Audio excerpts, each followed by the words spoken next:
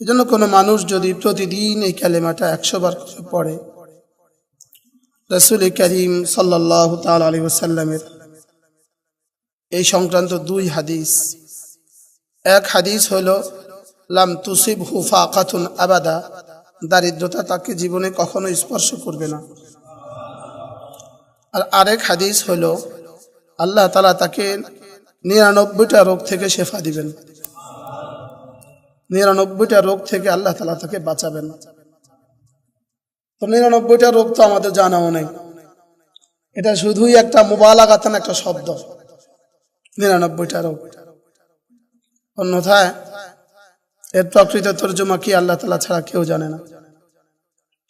এজন্য লা হাওলা ওয়ালা কুওয়াতা ইল্লা বিল্লাহ।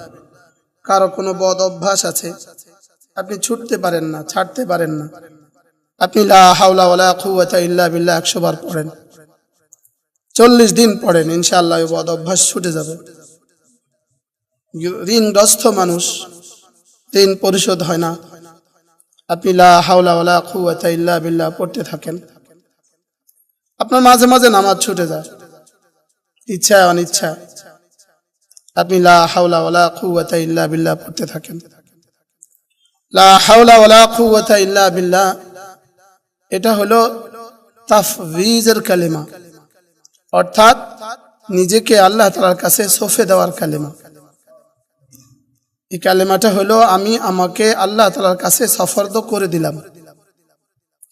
বান্দা যখনই বলে লা হাওলা ওয়ালা কুওয়াতা ইল্লা বিল্লাহ, তখনই রব্বে করিম এলান করেন আসলামা আবদি ওয়াস্তাসলামা, আমার বান্দা সে তাকে আমার কাছে সফরদ করেছে এবং সে সফরদ হয়ে গেছে।